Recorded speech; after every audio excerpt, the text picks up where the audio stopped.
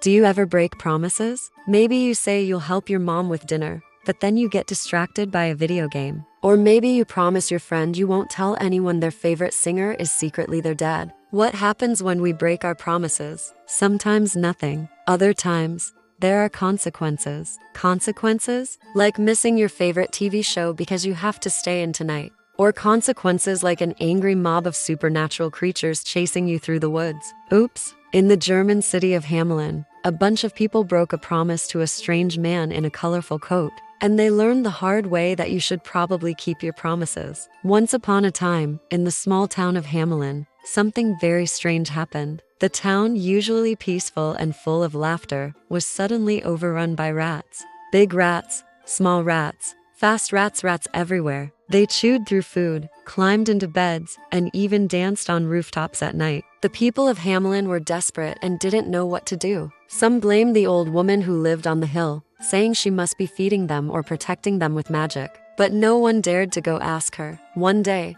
the mayor called everyone in the town for a meeting in the town hall. "This is an emergency," he said, pacing on the wooden floor. "We need a solution to the rat problem before our town is destroyed." While the mayor was talking, someone entered the room without knocking. The person was tall and thin with an angular face. He wore a colorful coat and held a long, shiny flute. The mayor stopped mid-sentence. "Can I help you?" he asked. "I heard you have a rat problem," the stranger said with a smile. "My name is the Pied Piper, and for a price, I can make your rat problem disappear." A hush fell over the crowd. People whispered amongst themselves. "The Pied Piper," someone said, "but he's just a traveling musician." The Pied Piper smiled mysteriously. "I have other talents, shall we say, skills that are more useful than music. Will you hire me to solve your rat problem?" The mayor knew they didn't have many options left. "How much do you want?" he asked. The piper bowed slightly. "A bag of gold, and not a single soul in this town will ever lay a finger on me or try to harm me. Do we have a deal?"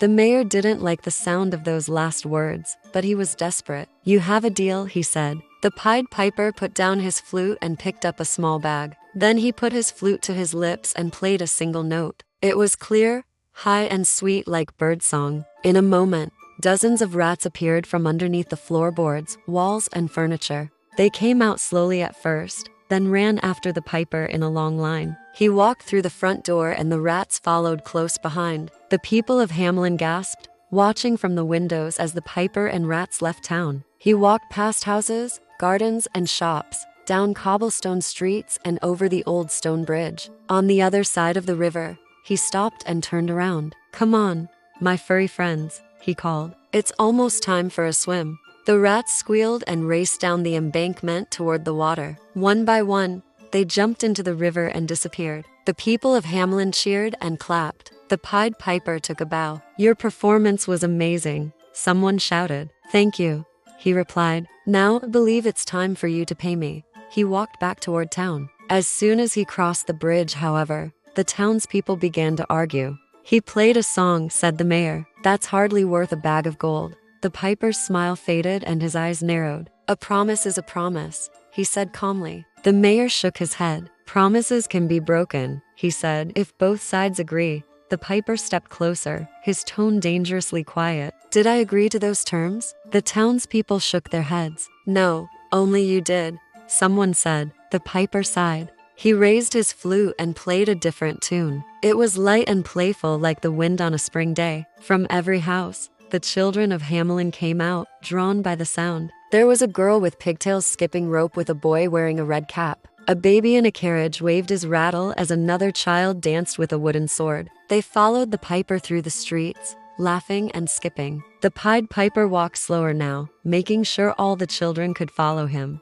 He led them out of town, across the hills, and toward the mountains. People watching from their windows saw the scene and felt a pang of guilt. Some rushed to grab their children, but it was too late. The piper was already far away. He took the children further and further until the tall buildings and friendly faces of their hometown were just a memory. Soon, they came to a tall, rocky hill. Hidden amongst the boulders was a narrow door, barely big enough for a mouse to crawl through. The Pied Piper reached out and pressed against it. With a soft click, the door swung open. "Come inside, my little friends," the piper said with a smile. The children entered the cave, hand in hand, and the door closed behind them. The rock shifted and the entrance vanished. The people of Hamelin stood silent, watching the spot where the door had been. They had lost their children and they had no one to blame but themselves. The next day, a search party went out looking for the children. At the mouth of the cave, the mayor tried to squeeze through, but it was too small. "There's nothing we can do,"